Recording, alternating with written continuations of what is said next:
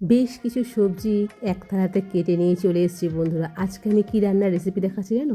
অনুষ্ঠান বাড়ির শুক্তো মতন খেতে সেই শুক্তো রান্না করে দেখাবো। এখানে দেখো কাঁচকলা, পেঁপে, উচ্ছে, আলু, সজনে ডাঁটা সব কেটে নিয়েছি। তার সঙ্গে এখানে দেখো একটুখানি নিয়েছি কাঁচা দুধ, আর রয়েছে কি আদা আর লঙ্কা, আর এখানে রাঁধুনি আর তেজপাতা, আর রয়েছে কি বড়ি। শুক্তো বানিয়ে বড়ি, বড়ি না দিলে শুক্তোটা ঠিক মানায় না। আর রয়েছে ওখানে সাদা সর্ষে, কালো সর্ষে, আর নুন হলুদ তো লাগবেই। এই হচ্ছে কি উপকরণ। আর আমি কড়াইতে তেল দিয়ে ফার্স্টে বড়িটাকে ভালো করে লাল লাল করে ভেজে নেব। বড়িটা ভাজা হয়ে গেলে পরে তারপরে কেটে রাখা উচ্ছেগুলো ভেজে রাখবো। আমি উচ্ছেটা লাস্টে দিই, তোমরা যদি মনে করো উচ্ছেটা আগে দেবে আগে দিতে পারো। আমি শেষের দিকে দিই, কারণ তেতোটা তোজো খোয়াকটা খেতে চাই না, তাই জন্য এখানে আমি উচ্ছেটাকে ভালো করে ভেজে নিলাম নুন আর হলুদ দিয়ে। আর উচ্ছেটা ভেজে তুলে রাখবো যাতে উচ্ছেটা সিদ্ধ এখানেই হয়ে যায়। ভাজার সময় সেভাবেই করবো, একটু সিম করে করে ভাজবো যাতে একদম পুরো কড়মড়ে না হয়ে যায়।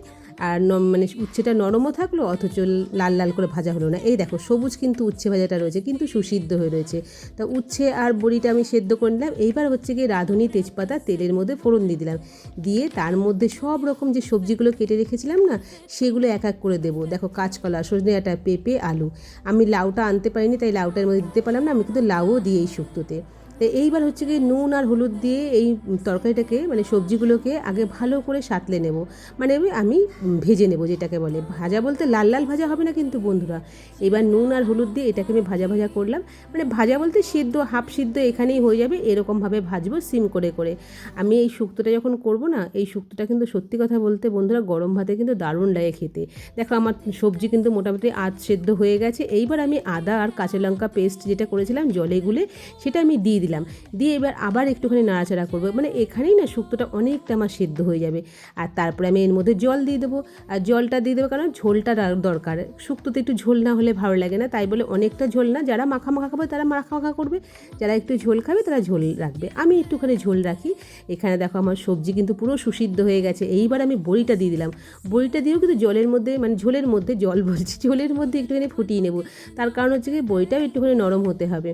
তা মোটামুটি বড়িটা কিছুক্ষণ ফুটিয়ে নেওয়ার পরে আমি এর মধ্যে দিয়ে দেবো, এবার আমি দিয়ে দেবো একটু সুগার ফ্রি। তোমরা একটু চিনি মেশাতে পারো, তার কারণ হচ্ছে এখানে কাঁচকলা আছে, কাঁচকলাটা একটু কষকষ হয়, মিষ্টি দিলে এবার শুক্তোটা খেতে আরও টেস্ট লাগবে।